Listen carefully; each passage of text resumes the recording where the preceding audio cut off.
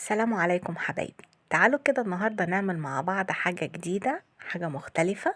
هنعمل مع بعض السينابون الجلاش. أنا سميته كده لأن هو قريب جدا من السينابون، وحاجة جديدة في صواني الجلاش مختلفة عن الصواني العادية التقليدية اللي احنا نعرفها. حاجة جديدة وسهلة وبسيطة، مش هتاخد منكم وقت ولا مجهود. تعالوا كده نقول بسم الله ونبدأ طريقتنا. أول حاجة هعملها الشربات، علشان يبرد معايا لازم يكون الشربات بارد. هبدأ بيه. الأول هنزل بكوبايتين من السكر، عليهم كوباية ونص من المية. قبل ما ارفعهم على النار هاخدهم تقليبة كده خفيفة، علشان السكر يدوب معايا شوية في المية. هو مش هيدوب كله، بس كده احركه حبة، علشان على قد ما اقدر ادوب في السكر عشان ما يسكرش معايا. لان انا لو شغلت النار عليه خلاص مش همد ايدي فيه. نزلت بعصير الليمونة وخلاص بقى هرفعه على النار واسيبه يغلي لمدة ربع ساعة، وبعد كده هطفي عليه. الربع ساعة دي هتتحسب امتى؟ لما يبدأ يغلي، يعني مش اول ما ارفعه على النار هحسب له ربع ساعة، لا. اول ما الشربات يبدأ يغلي معايا هحسب له ربع ساعة وهطفي عليه. هنزل بقى باكت الفانيليا بعد ما اطفي عليه. انا كده خلاص نزلت بالفانيليا، خدتها تقليبة خفيفة كده وانا طافية عليه. يعني هو بدأ يهدى بقى خلاص، والرغاوي دي بدأت تهدى معايا. خلاص كده الشربات بتاعي جاهز، وهسيبه بقى واركنه يبرد تماما لحد ما اجهز الصينية اللي هبدأ فيها. خلاص اهو الشربات مش عايزينه تقيل قوي ولا خفيف قوي، يعني يكون وسط. هركنه بقى وابدأ في الصينية. انا هنا معايا نص كيلو من السوداني، حسب الكمية بقى اللي انت هتحشي بيها. نص كيلو، ربع كيلو، الكمية دي ترجع لك انت. معايا معلقتين كبار من القرفة، ومعايا نص كوباية من السمنة. اول حاجه عملتها طحنت السوداني، وعايزه الطحنه تطلع نسبه من الزيوت بتاعه السوداني، يعني لما اجي اضغط عليه كده يتشكل في ايدي. نزلت عليهم بمعلقتين القرفه وهبدا اقلبهم. طب ليه انا طحنته وطلعت نسبه من الزيوت كده؟ علشان انا مش عايزه احط على السوداني والقرفه شربات او عسل. هو كده هيتماسك معايا لوحده جوه الجلاش. جبت بقى الصينية، دهنتها وبطنتها حلوة قوي بالسمنة زي ما احنا شايفين، والجوانب كمان تتبطن حلو. وتعالوا بقى نبدأ في الجلاش بتاعنا. طبعا لفة الجلاش فردتها وبدأت بقى أسلك منها الجلاش.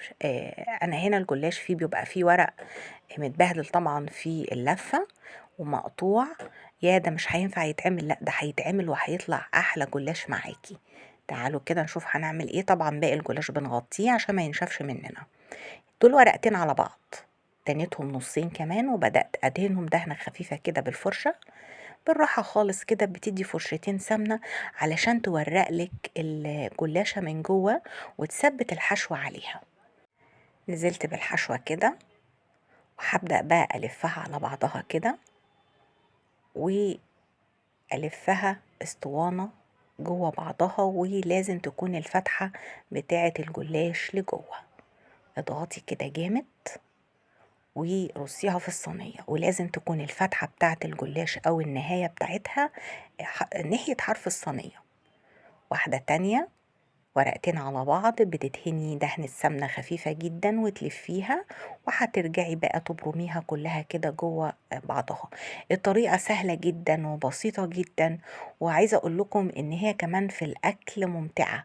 يعني بتطلعي القطعة كده زي ما هي بتحطيها، لا هتقطعي بقى حشوة عكسك في التقطيع، ولا تقع منك في الاكل ولا حاجة خالص. يعني الموضوع ابسط من البساطة. يعني لو بنوتة لسه داخلة المطبخ، لسه أول مرة تعمل صينية جلاش، لو عملتها بالطريقة دي هتستسهلها كتير عن الصواني العادية. وساعات المقاس بقى مش جاي مقاس الصينية، ونقعد بقى نظبط الحروف وكده، لأ. دي طريقة سهلة جدا بسيطة، وكمان شكلها كمان جميل، يعني عجبتني بصراحة. واستسهلتها كتير عن الصواني التقليدية العادية بتاعت الجلاش. يا ريت بقى لما تحطي الجلاش جنب بعضه كده، حاولي تزنقيه وتضغطي عليه كويس جدا، علشان الضغط ده يمسك لي الجلاشة في بعضها ما تفكش مني.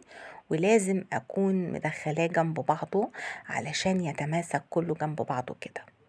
هيطلع مورق معاكي وهيطلع محمر من جميع الجوانب.